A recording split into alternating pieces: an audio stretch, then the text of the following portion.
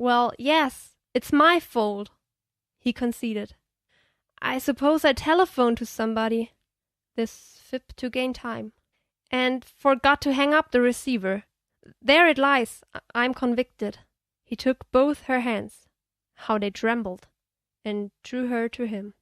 This was Eleanor Velvet, for 15 years past the heaviest burden on his conscience. As he stood there, holding her hands, he tried to recover a glimpse of the beginnings and of his own state of mind at the time. He had been captivated, but never to the point of wishing she were free to marry him. Her husband was a pleasant enough fellow. They all belonged to the same little social group. It was a delightful relation, just as it was. And Dorrance had the pretext of his old mother, alone and infirm, who lived with him and whom he could not leave. It was tacitly understood that old Mrs. Dorrance's habits must not be disturbed by any change in the household. So love, on his part, imperceptibly cooled, or should he say ripened, into friendship. And when his mother's death left him free, there still remained the convenient obstacle of Horace Velvet. Horace Velvet did not die, but one day, as the phrase is, he allowed his wife to divorce him. The news had caused Dorrance a sleepless night or two. The divorce was obtained by Mrs. Velvet, discreetly, in a distant and accommodating state, but it was really Velvet who had repudiated his wife, and because of Paul Dorrance. Dorrance knew this, and was aware that Mrs. Velvet knew he knew it. But he had kept his head, she had silenced her heart, and life went on as before, except that since the divorce it was easier to see her, and he could telephone to her house whenever he chose, and they continued to be the dearest of friends. He had often gone over all this in his mind, with an increasing satisfaction in his own shrewdness. He had kept his freedom, kept his old love's devotion, or as much of it as he wanted, and proved to himself that life was not half bad if you knew how to manage it. That was what he used to think. And then, suddenly, 2 or 3 hours ago, he had begun to think differently about everything, and what had seemed shrewdness now unmasked itself as a pitiless egotism. He continued to look at Mrs. Velvet, as if searching her face for something it was essential he should find there. He saw her lips begin to tremble, the tears still on her lashes, her features gradually dissolving in a blur of apprehension and incredulity. Ah, this is beyond her. She won't be brave now, he thought, with an uncontrollable satisfaction.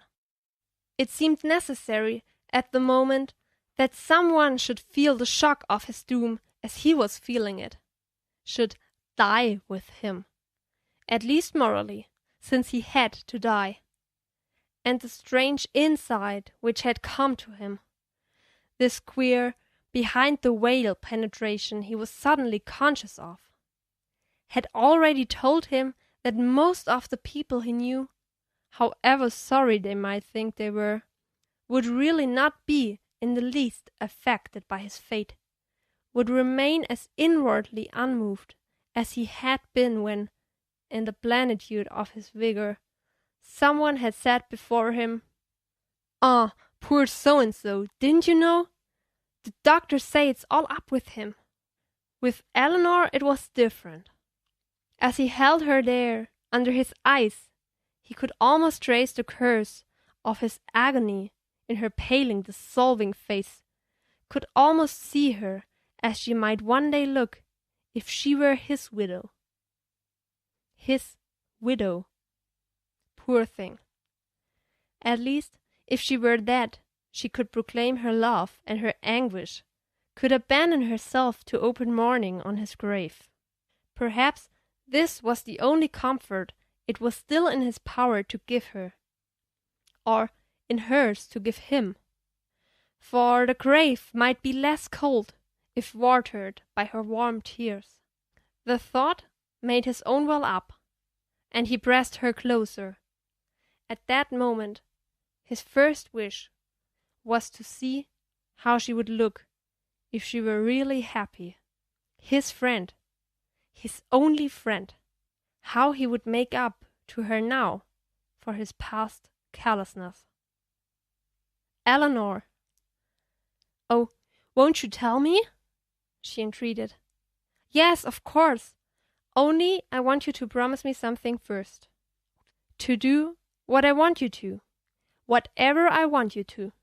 She could not still the trembling of her hands, though she pressed them so close she could scarcely articulate. "Haven't I always?"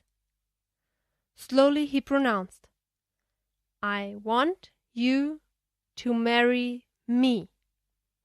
Her trembling grew more violent, and then subsided. The shadow of her terrible fear seemed to fall from her, as the shadow of living falls from the face of the newly dead. Her face looked young and transparent. He watched the blood rise to her lips and cheeks. "Oh, Paul, Paul, then the news is good?" He felt a slight shrinking at her obtuseness. After all, she was alive. It wasn't her fault. She was merely alive like all the rest. Magnanimously he rejoined, "Never mind about the news now." But to himself he muttered, "Sancta simplicitas." She had thought he had asked her to marry him because the news was good. Chapter 2. They were married almost immediately, and with as little circumstance as possible. Dorrance had not seen again the two doctors who had pronounced his doom. He had forbidden Mrs. Wellwood to speak of the diagnosis, to him or to anyone else. "For God's sake, don't let's dramatize the thing," he commanded her, and she acquiesced. He had shown her the paper as soon as she had promised to marry him, and had hastened, as she read it, to inform her that of course he had no intention of holding her to her promise. "I only wanted to hear you say yes," he explained, on a note of emotion so genuine that it deceived himself as completely as it did her. He was sure she would not accept his offer to release her. If he had not been sure, he might not have dared to make it. For he understood now that he must marry her. He simply could not live out these last months alone. For a moment his thoughts had played sentimentally with the idea that he was marrying her to acquit an old debt, to make her happy before it was too late. But that delusion had been swept away like a straw on the torrent of his secret fears. A new form of egotism, fiercer and more impatient than the other, was dictating his words and gestures. And he knew it. He was marrying simply to put a sentinel between himself and the presence lurking on her threshold, with the same blind instinct of self-preservation which had made man, in old days, propitiate death by the lavish sacrifice of life. And, confident as he was, he had felt an obscure dread of her failing him till his ring was actually on her finger, and a great ecstasy of reassurance and gratitude as he walked out into the street with that captive hand on his arm. Could it be that together they would be able to cheat death after all? They landed at Genoa and travelled by slow stages towards the Austrian Alps. The journey seemed to do Dorrance good. He was bearing the fatigue better than he had expected, and he was conscious that his attentive companion noted the improvement, though she forbore to emphasize it. "Above all, don't be too cheerful," he had warned her, half smilingly, on the day when he had told her of his doom. "Marry me if you think you can stand it, but don't try to make me think I'm going to get well." She had obeyed him to the letter, watching over his comfort, sparing him all needless fatigue and agitation, carefully serving up to him, on the bright surface of her vigilance, the flowers of travel stripped off their thorns. The very qualities which had made her a perfect mistress, self-effacement, opportuneness, the art of being present and visible only when he required her to be, made her, he had to own it, a perfect wife for a man cut off from everything but the contemplation of his own end. They were bound for Vienna, where a celebrated specialist was said to have found new ways of relieving the suffering caused by such cases as Dorance's. Sometimes even, though Dorrance and his wife took care not to mention this to each other, of checking the disease, even holding it for years in abeyance. I owe it to the poor child to give the thing a trial, the invalid speciously argued, disguising his own passionate impatience to put himself in the great man's hand. If she wants to drag out her life with a half-dead man, why should I prevent her? He thought, trying to sum up all the hopeful possibilities on which the new diagnostician might base his verdict. Certainly, Doran thought, I have had less pain lately. It had been agreed that he should go to the specialists alone. His wife was to wait for him at their hotel. But you'll come straight back afterward? You'll take a taxi. You won't walk, she had pleaded, for the first time betraying her impatience. She knows the hours are numbered, and she can't bear to lose one, he thought, a choking in his throat. And as he bent to kiss her, he had a vision of what it would have been, after the interview that lay ahead of him, the verdict he had already discounted, to walk back to an hotel in which no one awaited him, climb to an empty room and sit down alone with his doom. Bless you, child, of course I'll take a taxi. Now the consultation was over, and he had descended from the specialist's door, and stood alone in the summer twilight, watching the trees darken against the illumination of the street lamps. What a divine thing a summer evening was, even in a crowded city street.